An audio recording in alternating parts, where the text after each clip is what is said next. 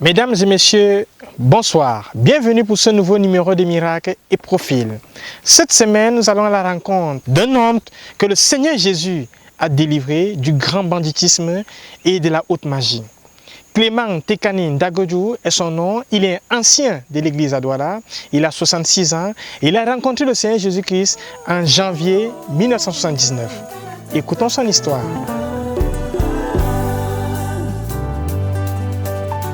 Jésus est le pain de vie, viens et prends-le. Où as-tu faim? Es-tu déprimé? Jésus est le pain de vie, prends-le. Tu n'auras plus faim, tu n'auras plus faim, tu n'auras plus faim avec Jésus. Tu n'auras plus faim, tu n'auras plus faim, non, tu n'auras plus faim avec Jésus.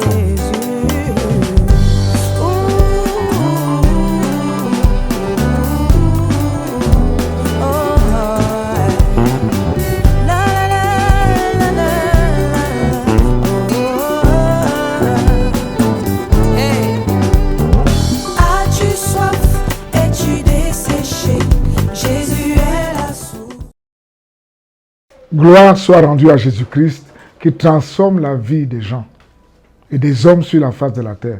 Je vais rendre mon témoignage pour exalter le nom du Seigneur et dire ce que Dieu a fait dans ma vie. S'il vous plaît, ne soyez pas heurtés dans votre sensibilité par les choses que vous allez entendre.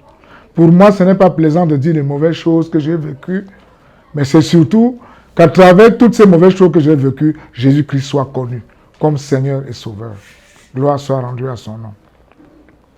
Je m'appelle Tangunju Dekane Clément, né le 23 décembre 1953 à l'hôpital La Cantine Douala, par opération chirurgicale dans le bloc opératoire Omerides, par les Français blancs. Pourquoi toutes ces explications? Pour que vous compreniez même que déjà dès ma naissance, il y avait un problème. Et le jour de ma naissance, mon père a fui. Et ma mère est restée seule avec une autre maman. Alors me voici aujourd'hui un homme de 66 ans, par un miracle de Dieu. Dès mon jeune âge, j'ai connu beaucoup de troubles. Ma vie n'était pas aisée. Comme tous les petits-enfants, d'une méchanceté limitée à l'époque parce que j'étais encore tout petit. Mais en grandissant, la méchanceté s'est accrue. Je dis bien s'est accrue. Je me rappelle dans mon jeune âge quand je volais la viande dans la marmite, ce qui n'est pas une bonne chose. J'ouvre la marmite avec une vitesse là. Je prends la viande pendant que la marmite est en ébullition. J'envoie la viande dans la bouche rapidement et j'avale. Je suis étonné qu'aujourd'hui, je me pose la question, comment est-ce qu'à l'époque, je ne pouvais pas être brûlé? Ce ne peut être que l'œuvre d'un démon d'arracher la viande rapidement et jeter dans la bouche. Un jour, ma petite soeur a découvert, je l'ai puni, j'ai pris son doigt, j'ai enfoncé dans la soupe. Méchant. On m'appelait le méchant, le méchant, le méchant. Ayant vécu dans cette sorte de méchanceté aiguë dès ma naissance, j'avais un rêve de devenir un roi assis sur un trône avec 3 femmes. Une à droite, une à gauche, une qui se couche par terre, je mets mes pieds sur elle. Une autre qui met de l'air sur moi. C'était un rêve que je ne pouvais pas réaliser parce que je n'avais pas de possibilités. Mais c'était constamment dans mon cœur. Et j'aimais le pouvoir, le pouvoir. Pendant que je grandissais comme tous les enfants pleuraient, je parle des enfants pleurent. Satan, d'autres m'appelaient Satan, Satan, méchant, méchant. Un jour, j'ai donc décidé que je vais vous montrer que je suis méchant. Cette décision m'a amené dans le pire. Je me rappelle d'un jour où j'ai pris les petits oiseaux pour brûler. Pendant qu'ils criaient dans la flamme, j'étais content. Je disais que je les sacrifiais comme Jeanne d'Arc. D'un autre côté, comme une confusion, dans mon cœur, je voulais devenir prêtre, servir Dieu. Vous voyez que les deux ambitions sont déséquilibrées. Tu veux servir Dieu, mais tu veux être un roi assis sur un trône. C'était une contradiction dans des termes qui ne disent pas son nom. J'ai grandi dans la méchanceté, mon cœur était amer. Était toujours triste, triste, triste. Mais comble de bénédiction, je peux dire une bénédiction. Mon père m'aimait beaucoup, ma mère m'aimait beaucoup. Malgré toute ma méchanceté, mes parents m'aimaient. On m'envoie à l'école, je ne pars pas. L'argent des dossiers de l'examen, je mange. Méchant. Mon père ne savait plus quoi faire de moi. À l'école, on m'a renvoyé à l'école primaire. On a écrit sur mon bulletin « Enfant insupportable » dans un groupe de gars insupportable. J'ai grandi ainsi jusqu'au jour où j'ai abandonné l'école. D'abord, l'école m'avait dépassé. La seule chose que je me souviens que j'ai ramenée à l'école, c'est l'écriture et l'analyse logique de la phrase. Et on essayait de parler le français pour se faire voir. Jusqu'au jour où je suis tombé dans un groupe de bandits. Et je voulais aussi fumer le champ, je voulais essayer, comme tous les jeunes gens que je voyais fumer. Nous sommes arrivés pour fumer pour la première fois, ça ne m'a rien fait. Et ils m'ont dit que c'est parce que je n'avais pas bien fumé, ils m'ont fait fumer. Je rêvais, je venais d'entrer dans un monde de fantasmes, des rêves, le son audible, je voyais tout rose. Je vivais dans une étape subdominale, c'est-à-dire tu vis mais tu sens que tu es dédoublé. C'est comme si ton esprit a quitté ton corps. Parce que le chanvre indien, en réalité, c'est un esprit. Il dédouble les gens. Tu es dans une sensation surnaturelle. C'est un esprit démoniaque. J'ai grandi comme ça, grandi. Le vol aggravé s'est entré. Vol à main armée, avec les baramis, les arraches-clous, on cassait les maisons des gens avec les gars douala. On faisait des choses terribles. Mais j'avais un problème avec ma conscience. J'avais fait mes propres lois. Tu ne dois pas tuer. Tu ne dois pas violer, menacer la femme enceinte. Tu ne dois pas menacer le vieillard. Parce que c'est la malédiction. Dans un groupe de bandits, l'un d'entre nous avait volé. Nous, on l'a interpellé. Il y avait quand même une petite conscience. Elle n'était pas totalement morte. On lui a dit que ton cas est grave. Tu nous voles. Il y avait une certaine petite moralité. Petite. Et quelque chose de très grave s'est produit un jour. C'est là où mes gros malheurs ont commencé. Je suis entré dans une autre phase d'un autre homme totalement différent. Mon chef de gang sort. Il a dit, je ne marche pas avec les lâches. Je ne marche pas avec les lâches. Je me suis dit, moi lâche, moi qui croyais déjà que j'étais déjà quelqu'un de très courageux. Si tu es un homme, voici mon couteau, blesse-moi. J'ai pris le couteau, j'ai hésité. Comment pouvais-je le blesser? Je n'avais pas ce cran-là. Il s'est moqué de moi, tu n'es pas un homme. J'ai pris tout mon courage. J'ai dit que j'avais peur qu'il ait un autre couteau, parce que c'est un bandit comme moi. Je l'ai fouillé, il n'avait rien. J'ai fendu sa main, j'ai blessé. Vav! Immédiatement, un phénomène s'est produit. Ma tension artérielle est montée. Mon cœur a battu très fort. J'ai changé à l'instant. J'étais devenu un autre homme. Et quand je mangeais maintenant, je sentais le goût du sang dans ma bouche. Comme lorsque tu blesses, tu suces ton doigt que tu as blessé. Prêt à tuer. Boum, boum, boum. Je sentais un battement d'un rythme très élevé. Je suis arrivé un jour à la maison, ma mère m'a regardé et m'a dit « il a tué quelqu'un ». Que j'ai tué quelqu'un. Ma mère a réagi, les mamans sont intuitives. Je venais de faire une initiation. Que je ne pouvais pas réaliser que c'était une initiation. Les données ont changé. J'étais devenu implacable, sans pitié. Mais j'avais mes lois. Quand la volonté d'un homme ne veut pas faire une chose, parce que j'ai découvert ça dans ce camp-là, tu ne peux pas faire. Je ne dois pas agresser la femme enceinte, agresser le vieillard, tuer. Un jour, ignorant que j'étais, j'ai prié. Nous sommes allés au cimetière, on m'appelait Sancho. Seigneur, tu sais que les temps sont durs, protège-nous. Un autre bandit me dit que lève dans le tien, il ne faut pas t'arrêter. Donc, laisse cette affaire de prêtre là. Laisse cette affaire de prêtre. Dans l'ignorance, je croyais que Dieu me protégeait. J'essayais de faire des efforts pour être juste, mais je ne pouvais pas. J'avais déjà traversé le seuil de la méchanceté. Maintenant, je veux changer. Qu'est-ce qu'il faut faire? Tu veux changer? Je rencontre un Rosicrucien. On m'amène dans le yoga. Quelques pratiques, livres yogi, j'ai acheté. Je voulais une maîtrise pour me maîtriser, ça n'a pas donné. Je ne savais pas que j'ouvrais la porte à un autre monde plus grave, le monde des esprits. Il m'a donné des talismans. Je pouvais regarder le soleil quand il brille dans sa force. Je pouvais arriver au port comme ça, je prends quelque chose, je traverse. Une grande influence démoniaque. Quand j'arrivais comme ça, les gens tremblaient. J'avais déjà des esprits que je pouvais contrôler. Un jour donc, l'enfant de mon ami, l'enfant de la sœur de mon ami est mort. Quand ce bébé est mort, il y avait le deuil. Je suis entré à ma grande surprise, je regarde l'enfant. Je regarde l'enfant, je vois que l'enfant vit. Quelque chose, une voix intérieure me dit, lève-toi et fuis. Dieu parle aux non-croyants. Lève-toi et fuis, je n'ai pas pu. Je regarde l'enfant, je vois qu'il est mort. Je regarde, je vois qu'il vit. Il a pris une pièce de 5 francs, il a frotté sur son front. Il a gardé. Devant moi, je voyais. Je ne comprenais rien. Il me revoit un autre jour plus tard, j'ai la pièce de 5 francs comme ça en l'air. Il me dit, tu sais d'où vient cette pièce? Avec une de ces voix d'influence mystique et diabolique. Calme, un homme beau, calme, doux, d'une douceur que tu ne peux pas imaginer. Mais gentil. Un jour, ma grande soeur m'a vu, m'a dit que Clément, là, en fait, ton ami là, a l'air dangereux. Je pouvais comprendre comme les femmes sont intuitives. Il est venu donc me donner cette pièce de 5 francs. Je vous assure, j'ai pris contre ma volonté. Il me dit, tu sais d'où vient cette pièce de 5 francs? Ça va enlever l'argent dans la poche te donner. Je suis entré dans un autre calvaire. Mais si je n'avais pas mangé cette pièce de 5 francs, ça n'aurait pas eu autant d'effet. On m'a envoyé à l'EDC, l'électricité du Cameroun. Parce qu'on payait, toutes les factures étaient payées à commencer. Je suis allé pour payer. Il m'a remis les 5 francs, une fois, il m'a dit, mets dans une autre poche, j'ai mis dans l'autre poche. Je suis arrivé à Koumassi pour payer. Le beignet coûtait 10 francs à l'époque. J'avais 5 francs dans une autre poche. J'ai pris, j'ai collé, contre ma volonté, j'ai acheté. Quand j'ai mangé le beignet, j'ai entendu un esprit est entré en toi. Bon, tout était bouleversé. J'étais devenu un homme mystique et spirituel. Étant donc un homme mystique et spirituel, il m'a revu plus tard, il me dit, les esprits te demandent un sacrifice. Ça veut dire que quoi? Ça veut dire que quoi ça? Je cours voir ma grande sœur, Feu Martin. Et chaque nuit, j'entends le cloche de Saint-Gérard sonner, parce que je ne suis pas loin de là. Les esprits te demandent un sacrifice. Wonderful. Je l'explique. Je ne comprenais pas toujours. Un jour, une intuition me vient, l'enfant dans le ventre de ta grande sœur. J'ai dit non, je ne donne pas. Je l'aimais beaucoup. Satan aime ce qu'on aime beaucoup. Celui qui m'avait dit les esprits demandent le sacrifice était mon maître. Celui avec qui je faisais des pratiques. On allait même au cimetière, il met les bougies, on fait des incantations. Je ne savais pas que j'étais entré dans un monde qui devait me laisser. Un autre maître mystique qui était lié à lui m'a dit que Clément, il faut faire attention quand on entre dans la magie. J'étais trempé jusqu'au cou.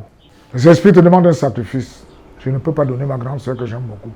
Plus tard, qui n'était plus devant moi, j'entendais constamment dans mon esprit, les esprits te demandent un sacrifice. J'ai dit, ok, je meurs comme un héros et je vais tuer ce garçon. Je marchais avec lui, mais je calculais comment je devais le tuer. Mais il ne savait pas. En tout cas, en tant qu'un homme mystique, je crois qu'il savait. Un autre jour, nous sommes en train de marcher. Il me dit, contrôle tes pensées. J'ai seulement pensé. La pensée de l'homme est un phénomène. Que cet homme peut tomber. J'ai pensé. Parce qu'on faisait des concentrations. Et le monsieur qui était sur la moto tombait à terre. Boum. C'était, je ne sais pas si c'était la moto ou le vélo. Tombé. Bon. Il m'a dit, Clément, contrôle tes pensées. J'ai compris que j'étais entré dans une sphère incontrôlable, la pensée de l'homme. C'est maintenant dans le Seigneur que je comprends que quand Jésus dit que pourquoi avez-vous de telles pensées dans vos cœurs?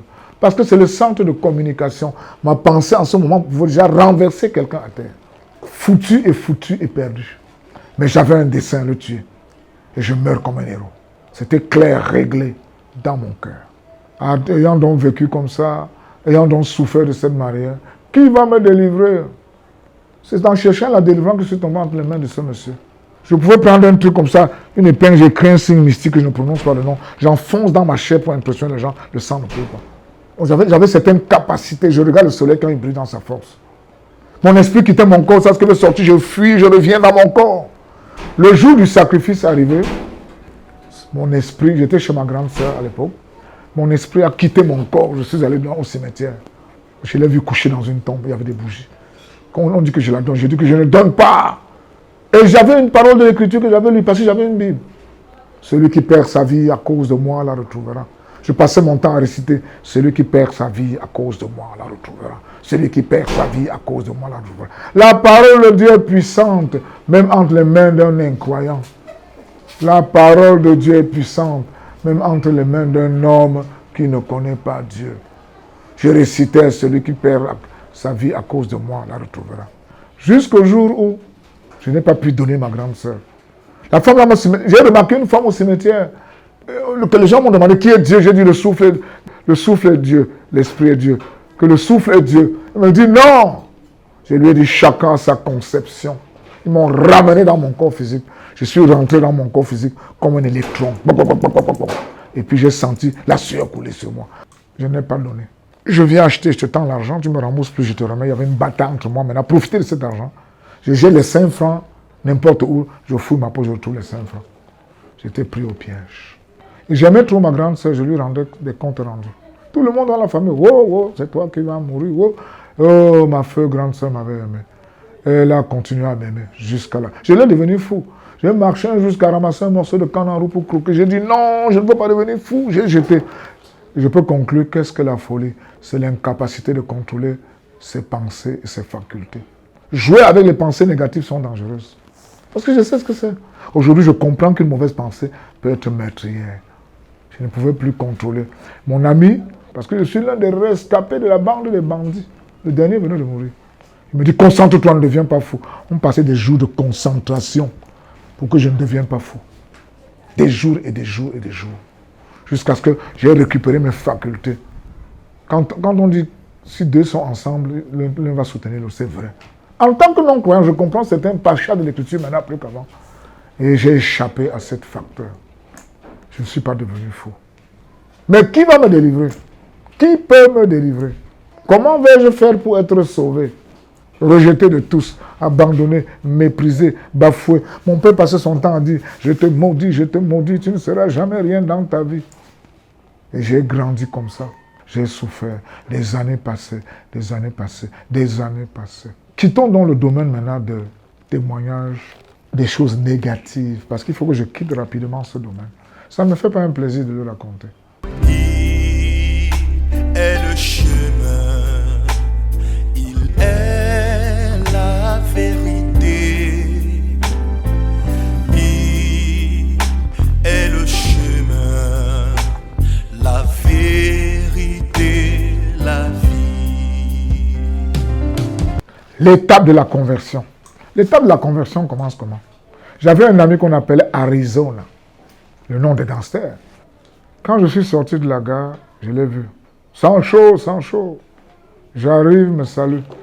Je le vois, le gars est devenu doux, calme. Je dis, Arizona, Nahao. Il dit, Jésus m'a sauvé. Ah. Vous comprenez? Il me dit, allons à l'évangile, je vais t'amener quelque part. Je dis, quoi, allons. Et dans mon cœur, une voix qui me dit, que je dis que non, il faut que je fume la dernière cigarette avant de laisser. Quand j'ai fumé la dernière cigarette, j'ai eu un mot de tête impossible. La main de Dieu était déjà à l'œuvre. Une voix m'a dit, jette le chanvre que tu as dans la poche. J'ai jeté. J'ai suivi le gars, arrivé en route maintenant. Comme il savait que j'étais un bandit, il me dit, attends-moi ici. J'arrive, il ne peut pas m'amener chez lui. J'attends, le gars tard. Je dis que, hé, il faut qu'il vienne vite. Si la mort me surprend, c'est mauvais. J'avais peur de traverser la route parce que j'avais peur de mourir. La peur de la mort est entrée en moi, la frayeur est entrée, j'avais peur de mourir.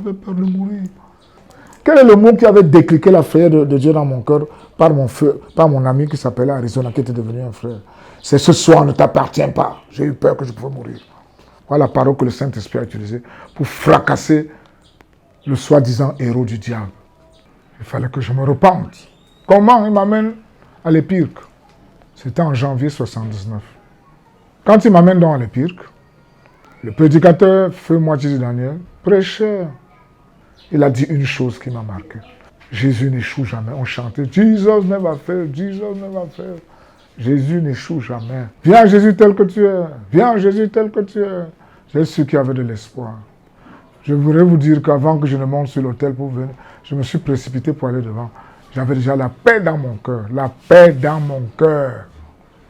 La paix dans mon cœur. La paix est entrée. Je suis rentré à la maison ce soir-là. J'ai confessé mes péchés. J'ai dormi. Dans le rêve, on déracinait les choses. J'ai dormi. J'avais la paix de Dieu. En janvier 79, nous voilà devenus croyants. Conversion brutale, radicale, totale. Confessant mes péchés à haute voix. Qui veut l'entendre?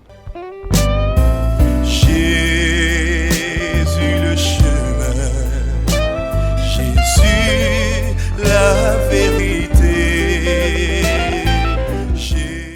Mais il y avait un problème, les choses volaient, la lampe volait, les draps volaient. Dès mon jeune âge spirituel, j'ai commencé par la tourmente de la restitution. J'entendais la lampe qui cognait, con, je ne sais pas si c'est la main de Dieu, con, j'étais dépassé. On ne m'avait pas enseigné qu'à aller restituer, que va remettre ça. C'est venu dans mon cœur que je veux faire comment pour les choses aussi. En cherchant la solution, donc, j'ai su qu'il fallait aller remettre des choses volées. J'ai pris tout ça, j'ai emballé. On dit qu'on veut t'accompagner, il y avait ce qu'on appelait Anachou. On dit qu'elle va m'accompagner. Le Saint-Esprit a mis dans mon cœur qu'en allant voler, tu étais allé seul, tu vas remettre seul. J'ai dit dans mon cœur, même si je vais en prison, une chose, je suis sauvé. C'était clair. J'ai pris ma destinée tout seul en main. J'ai mis les choses volées. Je suis allé remettre au gardien. J'ai dit, réveille ton patron, je lui remets les choses que j'ai volées ici. On était allé là-bas pour faire une peinture, j'ai pris les choses. Lui, il a refusé.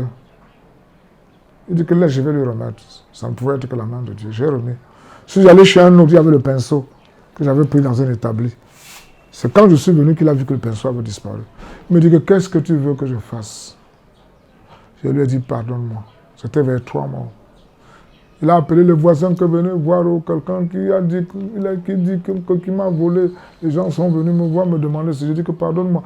Il m'a dit, je te pardonne. Et j'ai commencé à courir en disant, Jésus m'a sauvé, zélé à outrance. Immédiatement, pendant que je traversais le carrefour de 3 mois, le Saint-Esprit, la puissance de Dieu est descendue sur moi. D'une manière spectaculaire. Évangélisation avec fureur et violence. Partout, Jésus m'a sauvé. Alléluia, alléluia. J'ai remis les choses volées, j'ai confessé les péchés, je courais de gauche à droite, j'étais zélé. Même les frères avaient honte de moi. Ils avaient honte de moi. Ma grande sœur m'a appelé, me dit, Clément, les autres ont cru, mais pour toi c'est grave. Zélé à outrance. Un jour, j'ai vu le prêtre que je voulais aller confesser mes péchés. Je cherchais tellement à revenir que j'ai voulu aller confesser mes péchés au prêtre. Le jour-là, j'étais en retard, il m'a dit qu'il ne peut pas me recevoir. Je l'ai vu à l'aéroport, j'ai couru derrière lui.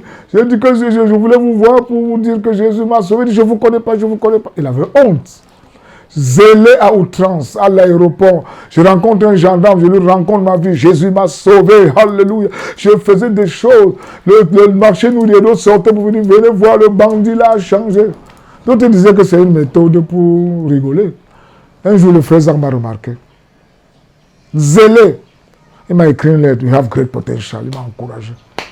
Zélé, je dis, ouais, les gens disent qu'ils sont zélés, hein, c'est de la blague. Zélé avec fureur. Je venais d'être sauvé. Remettant les choses volées. Je vais donner un détail de restitution. On avait volé un climatiseur.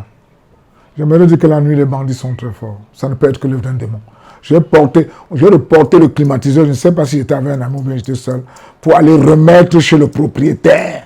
Je suis arrivé, il n'était pas là. C'était fermé. Quelque chose m'a dit, remets derrière sa barrière, j'ai remis. Je suis rentré. L'autre, j'avais restitué le pinceau, m'a dit, remettre en place, j'ai remis le pinceau en place. L'autre, j'ai remis au gardien, c'était peut-être les trucs, je ne me rappelle plus exactement. Il a remis à son patron après moi. Les roues que j'avais volées chez l'ami de mon père, je suis allé chercher le papa, là, on dit qu'il dormait, pour lui dire que j'avais volé la roue de voiture. Sa femme m'a dit que donne la nouvelle, je vais lui donner. J'ai donné, qu'il me pardonne. Plus tard, la mère de mon ami m'a dit que j'avais changé, il m'a pardonné. Et j'ai rompu avec cet ami, notre amitié s'est rompue. Pourquoi? Parce que j'avais pris une position radicale de changement total. Je ne pouvais plus marcher avec lui. Quand on dit séparation, séparation, moi-même je voyais. C'est-à-dire le Seigneur m'a aidé à faire des choses qu'on enseigne aujourd'hui que je faisais déjà. Restitution radicale, séparation avec les mauvais amis. Quand je passais chez les prostituées, on dit que ton cœur ne se tourne ni, que ton regard ne se tourne ni à droite ni à gauche. Fixe tes doigts devant toi. Je courais pour que mes yeux ne se souillent pas. Je travaillais chez les prostituées en courant. Zélé à outrance. Pour moi, passer là où les prostituées sont et jeter un coup droit à gauche. Et il y avait un autre verset qui disait que ne la convoie pas dans ton cœur pour sa beauté, ne te laisse pas séduire par ses paupières. Je prenais ça noir sur blanc. Un autre ami, Feu Jean Chouchu, il dit que vraiment, je ne crois pas que tu avais cru. Hein. Un bandit. C'est quand tu pries qu'on sait que tu as cru. C'est quand je priais à haute voix, une voix qui ne dit pas son nom. C'est alors dans mes prières, les gens ont commencé à m'aimer. Jésus-Christ. Quand je dis Jésus-Christ, ce n'est pas la blague. Quand je dis Jésus m'a sauvé, ce n'est pas des mots vides. Le libérateur du chanvre indien, fumeur de chanvre indien, agresseur. Le Jésus qui paralyse ma main pour ne pas donner un coup de poing à ma femme. Le Jésus qui transforme ma vie. Le Jésus qui me délivre des démons. Jésus m'a choisi. Ce n'est pas des mots vides. D'autres gens sont venus physiquement me rencontrer. Pasteur, on a voulu te tuer, on n'a pas pu. Quel est ton secret? J'ai dit, amenez tous vos gris-gris, ils ont amené. On a brûlé d'autres. Et après, non, rien, ils sont partis. Je vous raconte des histoires vraies. Physiquement, les gens m'ont rencontré qu'on voulait te tuer. Parce que Jésus, le Jésus qui est entré dans ma vie, c'est un phénomène. Satan m'a-t-il lâché? Oui et non. Parce qu'à des moments, il envoie des flèches terribles à travers les hommes. S'il trouve que tu es quelqu'un qui me hait, il va t'utiliser avec force. Le bandit que j'étais, Jésus a mis dans mon cœur la compassion pour les gens. Je ne connais pas une seule chose dans ma vie que je n'ai pas ouverte à ma femme. Nous vivons d'une transparence limpide, qui n'est pas le fruit d'une imitation. La Bible dit, ne voulant qu'aucun périsse, mais que tous arrivent à la connaissance de la vérité. C'est de par lui, pour lui, que sont toutes choses. En réalité, c'est de Christ que la vie de l'homme devrait être. Si c'est de lui, par lui et pour lui, ça veut dire qu'il est l'originateur de la création humaine. Donc sa puissance est déjà à l'œuvre pour ramener à lui sa propriété par droit de création, par droit de rédemption, par droit de salut. Donc quiconque, dans les ténèbres de l'obscurité, des profondeurs des ténèbres et de l'agonie de Satan, s'il décide volontairement, je veux être sauvé, n'ayant pas la force intérieure, mais parce qu'il veut, Dieu le prendra des ténèbres pour le donner à la lumière. Quiconque, quelle que soit la profondeur des ténèbres de ses péchés, je suis l'un des exemples, Dieu peut entrer dans ta vie à travers Jésus-Christ pour démanteler, arracher, déraciner, extirper. Ma tête est lucide. Quelqu'un qui allait devenir fou, ramasser un morceau de canne à la route, croquer, puis jeter, je ne vais pas devenir fou. Je perdais déjà le contrôle de ma personne. Le Christ de Dieu, le Saint de Dieu, a le pouvoir rédempteur de sortir tout homme dans n'importe quelle angoisse. Je parle par expérience. Les délivrances spontanées, les délivrances profondes de ma propre vie, Christ, le pouvoir de la résurrection lui a été donné. J'en ai terminé. Béni soit le roi d'Israël, le Père éternel, le Dieu des esprits de toute chair, qui a envoyé son Fils unique, Christ, le Christ de Dieu, l'agneau sans tache, l'agneau immolé, l'agneau parfait, celui de qui est par qui et pour qui sont toutes choses, la plénitude de la divinité, celui qui remplit tout en tout et en qui tout seul subsiste. Venez arracher le pauvre pécheur perdu dans les profondeurs de Satan pour me ramener les ténèbres à la vie, pour me faire sortir de l'angoisse de la dépression et de la mort. Béni soit le nom du Seigneur, béni soit le roi des rois, celui dans la bouche duquel il ne s'est point trouvé de fraude. Tu es le Saint d'Israël. Il n'y a point d'autre que toi. Que tous les anges de Dieu t'adorent. Que tout ce qui respire t'adore. Que l'humanité se prosterne